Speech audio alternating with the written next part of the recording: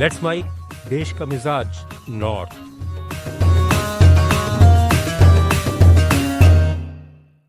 यह है let's mike more than radio. आप सुन रहे हैं नॉर्थ इंडिया की खबरें।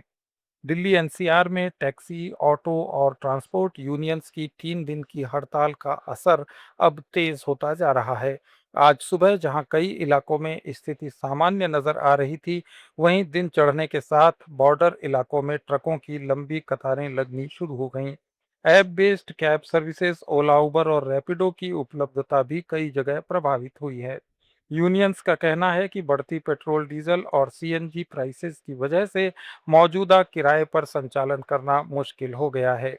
वहीं ईसीसी फीस में बढ़ोतरी और BS4 कमर्शियल वाहनों पर प्रस्तावित प्रतिबंध को लेकर ट्रांसपोर्ट यूनियंस सरकार से नाराज हैं। आज पूर्व प्रधानमंत्री भारत रत्न राजीव गांधी की पुण्यतिथि के मौके पर नई दिल्ली में राजस्थान के पूर्व मुख्यमंत्री अशोक गहलोत ने मीडिया से बात की। उन्होंने कहा कि राजीव गांधी उस जमाने में पहली बार 21st सेंचुरी की बात कर रहे थे। उन्होंने कहा कि राजीव गांधी चाहते थे कि भारत भी दुनिया के दूसरे देशों की श्रेणी में आ सके। ये उनका सपना था।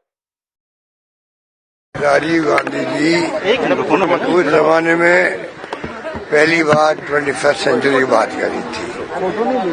21वीं सदी आने वाली है, तब तक पूरे मुल्क के नागरिकों को अपने आप को तैयार करना चाहिए, जिससे कि नई शताब्दी में प्रवेश करें तो हिंदुस्तान भी दुनिया के दूसरे मुल्कों के श्रेणी में आ सके। उत्तराखंड में रुद्रप्रयाग जिले के मुनकटिया में अचानक हुए भूस्खलन से केदारनाथ मार्ग पर फंसे 10,450 तीर्थ यात्रियों को बचाव दल ने सुरक्षित निकाल लिया है। अधिकारियों के अनुसार इस क्षेत्र में भारी बारिश के बाद मंगलवार देर रात सोनप्रयाग और गौरीकुंड के बीच लैंडस्लाइड हुआ था।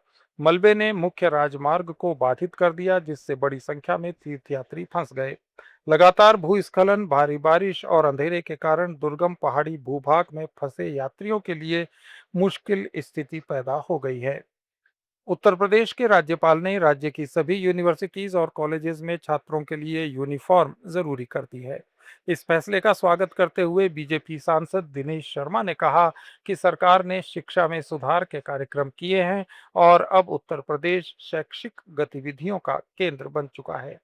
बहुत सारे विश्व में अधिकांश जगहों पर ड्रेस कोड लागू भी है और मैं समझता हूं कि विश्वविद्यालयों में अनुशासन, पठन पाठन की प्रक्रिया और उसके साथ साथ अगर कोई उनके छात्रों की समस्याओं के लिए जैसे समितियां श्री राज्यपाल महोदया ने बनाई है। जम्मू कश्मीर और लद्दाख हाईकोर्ट ने कच्चे तेल की बढ़ती कीमतों और एनर्जी सिक्योरिटी की चिंताओं के बीच वर्चुअल सुनवाई और हाइब्रिड सिस्टम अपनाने का फैसला किया है। ये नियम आज से लागू हो गए हैं। इसके अनुसार वकीलों की वर्चुअल सुनवाई और वर्चुअल अटेंडेंस को भी बढ़ावा दिया जाएगा। अगले आदेश तक सभी व्यक्तिगत प्रशासनिक निरीक्षणों और जिलों के दौरों को स्थगित कर दिया गया है। प्रशासनिक बैठकें भी अब केवल ऑनलाइन आयोजित की जाएंगी। जम्मू कश्मीर के अनंतनाग जिले में आज हापतनार हाई स्कूल का नाम बदलकर शहीद आदिल मेमोरियल हाई स्कूल किए जाने पर राज्य की शिक्षा मंत्री सकीना ईटू ने कहा कि इस परिवार का दुख असहनीय है, लेकिन सरकार की ओर से एक छोटा सा प्रयास किया गया है। उन्होंने कहा कि मुख्यमंत्री उमर अब्दुल्ला ने इस परिवार को विश्वास दिलाया था कि इस स्कूल का नाम आदिल हुसैन के नाम पर रखा जाएगा। आदिल हुसैन शाह ने पहलगाम हमले में पर्यटकों की रक्षा करते हुए अपनी जान दे दी थी।